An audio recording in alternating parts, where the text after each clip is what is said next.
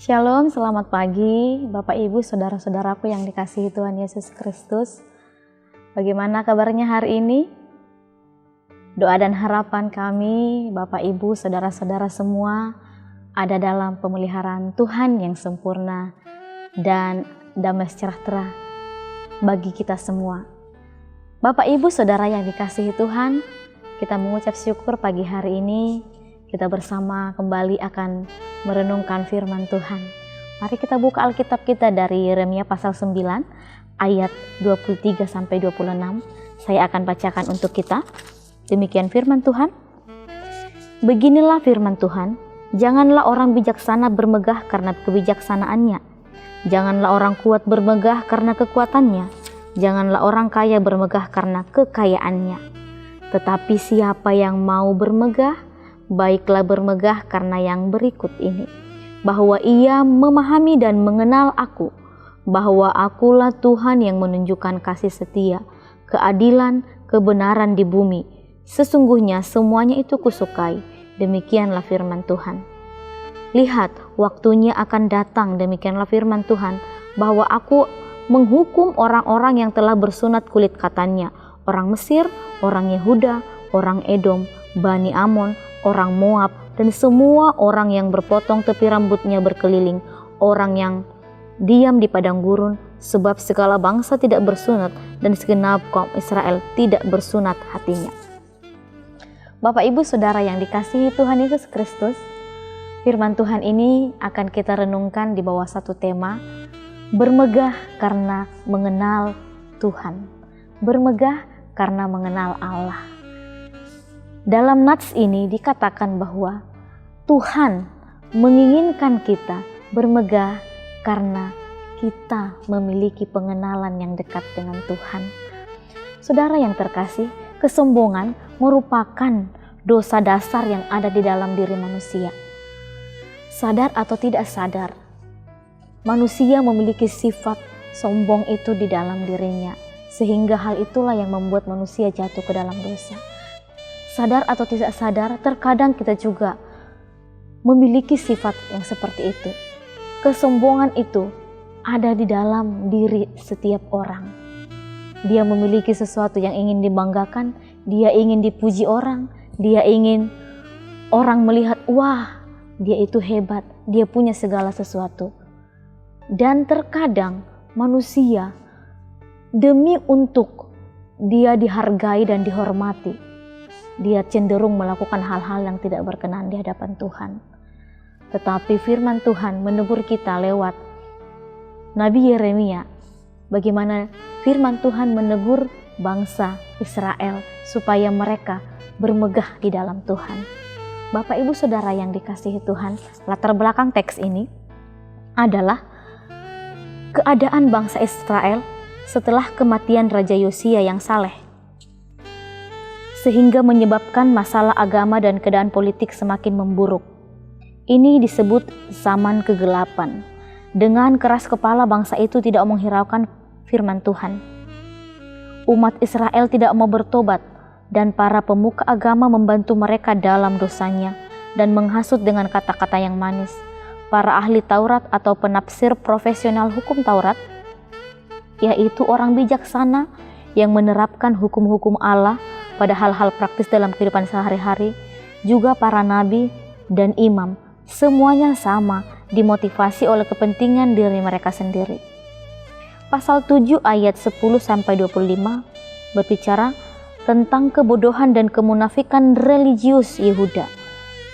Yeremia merasa duka cita yang dalam yang dirasakan Allah karena dosa umatnya, yaitu dalam Yeremia 9 ayat 3-6 dan Yeremia 8, yaitu dosa yang dilakukan oleh bangsa itu yang pertama, dusta dan bukan kebenaran yang merajalela di dalam negeri itu. Mereka melangkah dari kejahatan kepada kejahatan. Mereka tidak mengenal Tuhannya. Setiap saudara adalah penipu dan setiap teman berjalan kian kemari sebagai pemfitnah, yang seorang menipu yang lain dan tidak seorang pun berkata benar. Mereka sudah membiasakan lidahnya untuk berkata dusta. Mereka melakukan kesalahan dan malas untuk bertobat. Penindasan demi penindasan penipuan demi penipuan.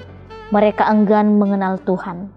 Lidah mereka adalah anak panah yang membunuh. Perkataan dari mulutnya adalah tipu. Mereka berbicara damai dengan temannya, tetapi di hatinya mereka merancang penggadangan kepada mereka. Inilah dosa yang dialami, dosa yang dilakukan oleh bangsa itu. Maka di dalam Yeremia pasal 9 ayat 23 ini, firman Tuhan memberikan peringatan untuk tidak bermegah karena kebijaksanaan, kekuatan, dan kekayaan. Bermegah artinya membanggakan, membesarkan, menyombongkan diri, berlaku ingin lebih megah dari yang lain.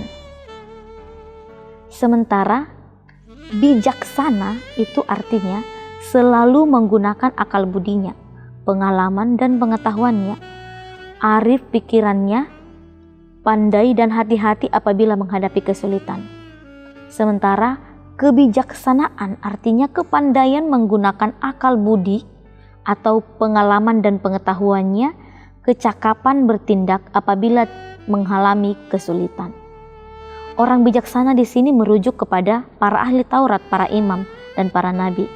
Kebijaksanaan yang benar di mata Tuhan bukan hanya kemampuan untuk menggunakan akal budi, pengetahuan, dan pengalaman, tetapi bagaimana cara harus memperlakukan diri sebagai umat Tuhan yang benar dan setia.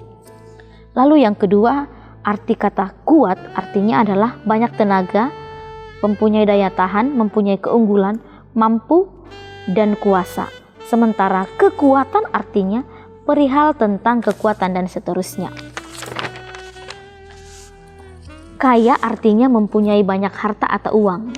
Sementara kekayaan berarti perihal yang bersifat, berciri kaya, harta benda dan yang dimiliki oleh orang.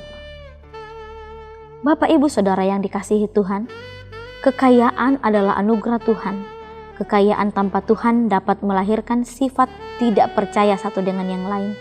Mereka berdusta, menipu bahkan sekalipun dengan teman yang paling dekat. Kekayaan bersumber dari berkat Allah di dalam Amsal 3 ayat 16, Amsal 8 ayat 18, Amsal 10 ayat 22. Kekayaan bukan menjadi sandaran untuk hidup dan bersifat fana. Orang kaya dan orang miskin sama di mata Tuhan. Salomo, seorang yang sangat kaya, berkata demikian, "Jauhlah daripadaku kecurangan dan kebohongan. Jangan berikan kepadaku kemiskinan atau kekayaan. Biarlah aku menikmati makanan yang menjadi bagianku." Kekayaan tidak menjadi jaminan kepuasan. Oleh karena itu, saudara-saudaraku yang dikasihi Tuhan, biarlah kita mencari apa yang menjadi kehendak Tuhan, bukan hanya bermegah karena kita mempunyai kekayaan, harta benda, dan sebagainya, tetapi bermegah karena kita mengenal Tuhan. Allah dapat memakai orang yang bijaksana, orang yang memiliki kekuatan, orang yang memiliki kekayaan. Namun yang menjadi masalah di mata Tuhan adalah jika semua menjadi sebuah kesombongan atau menjadi Tuhan di dalam diri kita. Jangan jadikan kebijaksanaan, kekayaan, dan kekuatan kita itu menjadi kesombongan dan Tuhan di dalam diri kita. Kebijaksanaan, kekuatan, dan kekayaan menjadi hal yang berharga jika kita serahkan kepada Tuhan. Dan hal ini dapat kita lakukan oleh karena kita memiliki pemahaman dan pengenalan kepada Tuhan. Itulah yang dinasihatkan oleh Nabi Yeremia. Di dalam ayat 24 berkata, Allah menghendaki supaya kita bermegah karena memahami dan mengenal Tuhan. Definisi memahami berarti mengerti benar akan Tuhan, mengetahui benar akan kehendak Tuhan, mengenal, bergaul, bersahabat dengan Tuhan. Memahami dan mengenal Tuhan berarti bertindak menurut kehendak dan sifatnya Tuhan, meneladani dan memiliki karakter sifat Tuhan itu sendiri. Kasih setia akan kita bahas arti definisi kasih, yaitu perasaan sayang, suka atau cinta, sementara setia berpegang teguh pada janji, pendirian, taat, patuh, tetap teguh hati dalam persahabatan, baik itu dalam pendiriannya. Sementara definisi kasih setia adalah Allah setia menepati janji dan perjanjiannya. Kasih setia artinya di dalam pasal ini adalah kembali kepada Tuhan, menjauhkan dewa-dewa yang menjijikkan, tidak tersesat atau bersumpah hati yang setia sempurna kepada Tuhan dalam kesetiaan, keadilan, kebenaran demi Tuhan yang hidup. Nah, definisi kata keadilan adalah sifat perbuatan atau perlakuan yang adil, sama berat, tidak berat sebelah, tidak memihak, tidak berpihak pada yang benar, berpegang pada kebenaran sepatutnya dan tidak sewenang-wenang. Dan arti kata kebenaran adalah keadaan yang cocok dengan keadaan yang sesungguhnya, sesuatu yang sungguh-sungguh benar adanya, lurus hati atau ada kejujuran. Benar artinya sesuatu yang sebagaimana adanya, betul, tidak salah, lurus, dapat dipercaya, atau dapat dikatakan cocok dengan keadaan yang sesungguhnya. Kebenaran bagi Tuhan bukan kebenaran tanda lahiriah, melainkan kebenaran batiniah. Tuhan menghendaki kita untuk memiliki kebenaran di dalam hati kita, bukan dari sifat fisik kita memiliki kebenaran. Tuhan menghendaki kita memiliki kebenaran di dalam hati kita secara batiniah. Kita tidak boleh membanggakan pengetahuan duniawi, kemampuan manusia, kekayaan dunia ini. Sebaliknya, kita hanya boleh bermegah dan bersuka cita karena hubungan pribadi kita dengan Tuhan dan kasih karunia-Nya yang memungkinkan kita hidup benar. Saudaraku yang dikasihi Tuhan, kekayaan dunia ini, pengetahuannya itu akan musnah, tetapi pengenalan akan Tuhan itu akan kekal. Pengenalan yang benar akan Tuhan Yesus Kristus itu akan kekal di dalam kehidupan kita. Semua nilai di dunia ini hilang maknanya bila dibandingkan dengan pengenalan akan Allah. Nilai yang sesungguhnya terdiri atas penyerahan diri kita kepada Tuhan Allah dan standar-standarnya, serta membiarkan Dia memenuhi kita dengan Roh Kudus-Nya. Hal yang terpenting dalam hidup ini adalah mempunyai pengenalan yang akrab dengan Allah.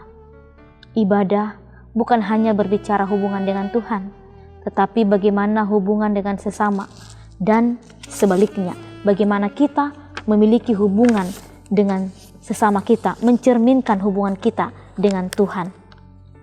Seorang yang mengenal Tuhan dengan benar, maka ia dapat mengenal dirinya dan berfungsi bagi sesama manusia dengan benar.